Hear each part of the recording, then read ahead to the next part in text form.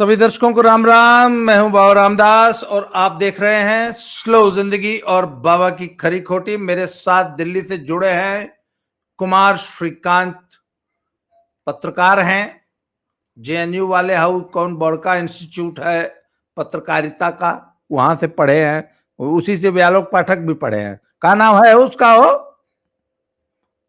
JNU IIMC वाले का Indian institute of mass communication. IIMC Indian institute of mass communication. ये तो बड़ा प्रतिष्ठित इंस्टीट्यूट होगा, जैसे दिल्ली का एम्स है, जैसे जी मेडिकल हाँ साइंस में जैसे एम्स है, वैसे हाँ, आईएमसी भी मैंने सुना बड़ा इंस्टीट्यूट है। बड़ा इंस्टीट्यूट है और देश में प्रतिष्ठित है। और देश में जितने भी न्यूज चैनल और अखबार हैं उसके ज्यादातर काम करने वाले सीनियर मोस्ट जो हैं सब यहीं की खेती है दरअसल। सब हाँ यहीं के हैं हाँ दरअसल। जी, जी जी जी मतलब वहीं के हैं सब।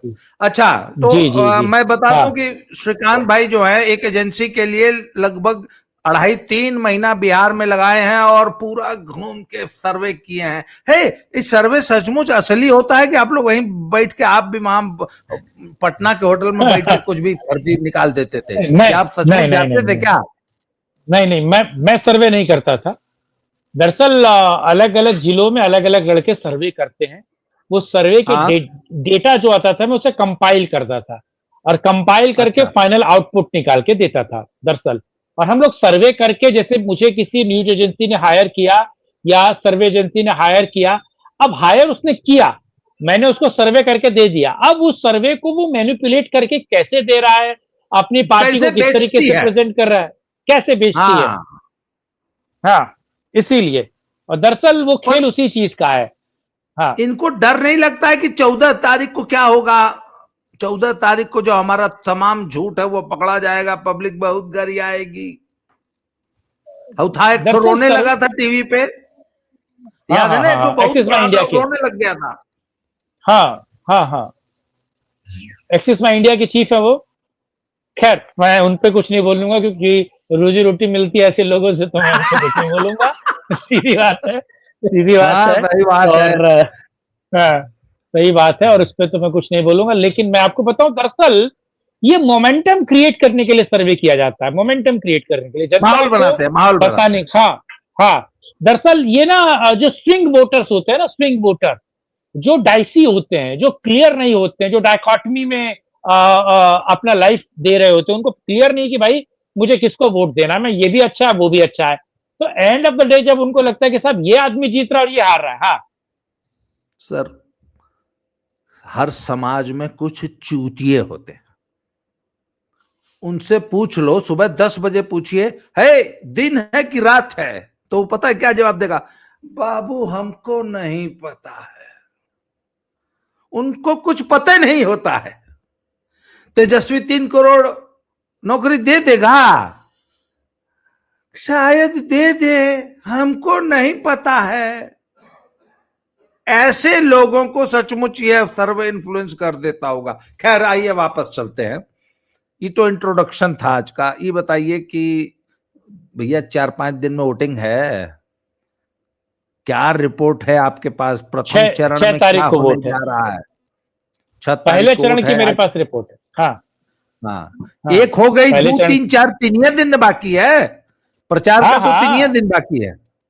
हाँ, हम्म। दरअसल पहले चरण में 18 जिलों की 121 सीटों पर मतदान होगा। जैसे कुछ जगह इसमें 18 जिले हैं: पटना, नालंदा, भोजपुर, बक्सर, शेखपुरा, लखीसराय, बेगूसराय, खगड़िया, मुंगेर, मुजफ्फरपुर, सीवान, गोपालगंज, सारण, वैशाली, समस्तीपुर और इसमें यही जिले हैं। दरअसल अब मैं बात करने जा रहा हूं, मैं आपको एक दिन नहीं 2 दिन पहले का एक बिल्कुल क्लियर कट सर्वे बता रहा हूं। और ये सर्वे से मिला जुड़ा आपको दैनिक भास्कर में मिलेगा, दैनिक भास्कर का भी एक सर्वे है और यही सर्वे बिल्कुल करेक्ट मैं आपको बता रहा हूं। दरअसल पिछली सीटें कितनी जीती थी और इस बार सीटें कितनी जीतेंगी, अगर इसमें से कुछ सीटों की मैं बात करूं तो जैसे एनडीए की मैं बात करूं तो एनडीए 121 में से इस बार 70 प्लस सीटें जीतने जा रहा है। 121 में से 70 प्लस सीटें जीत रहा है एनडीए। 70+।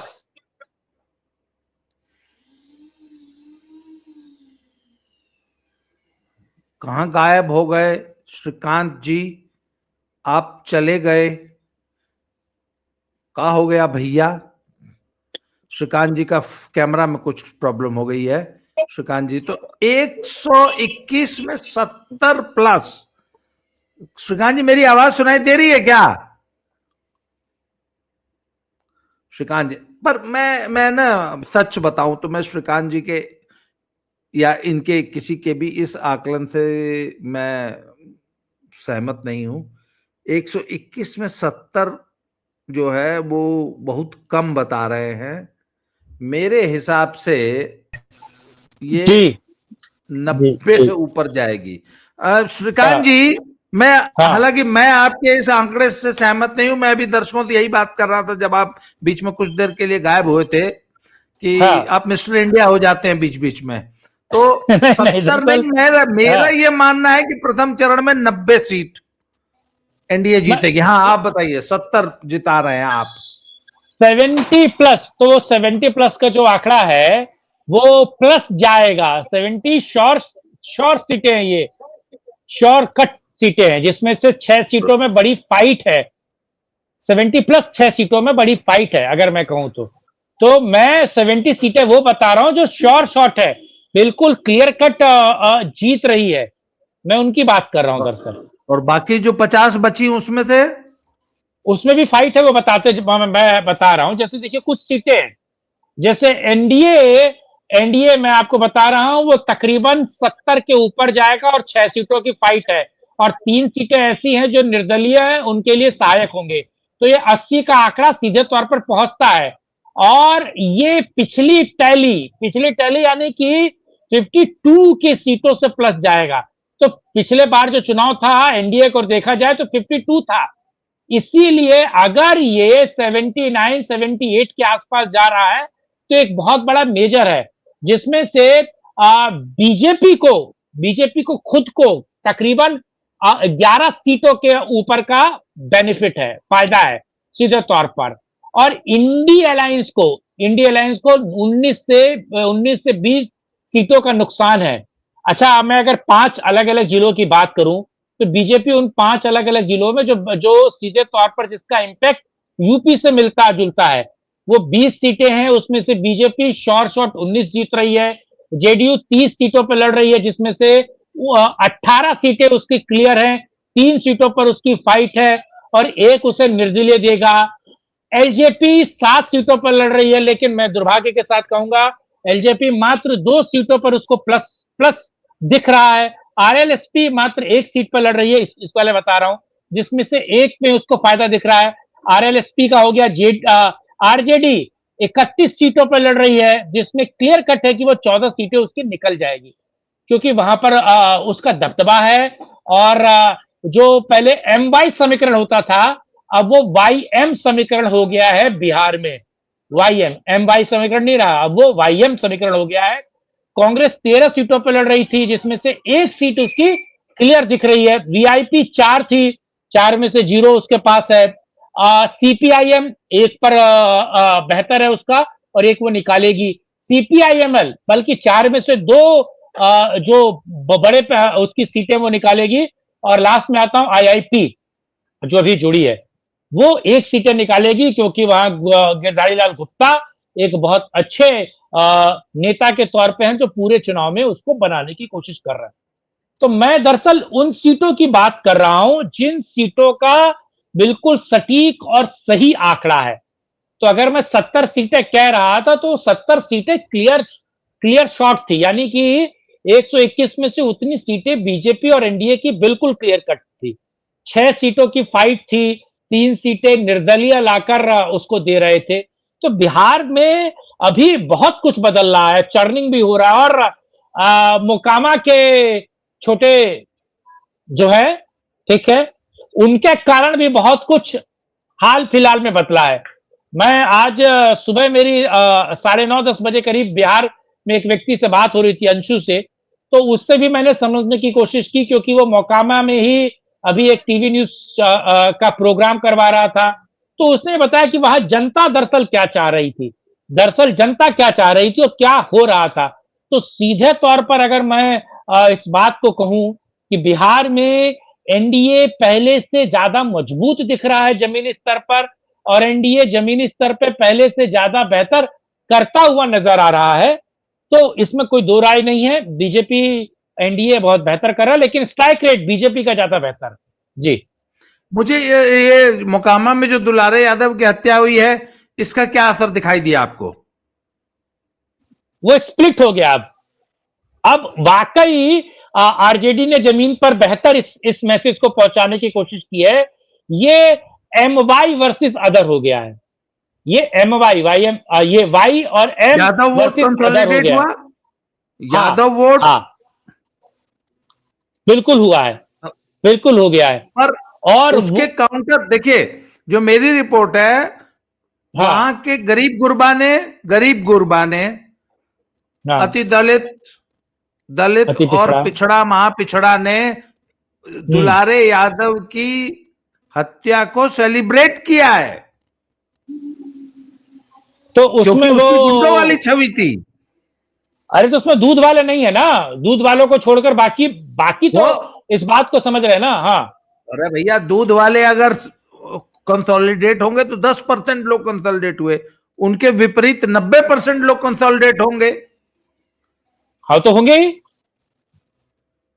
वो तो हो रहे हैं ना।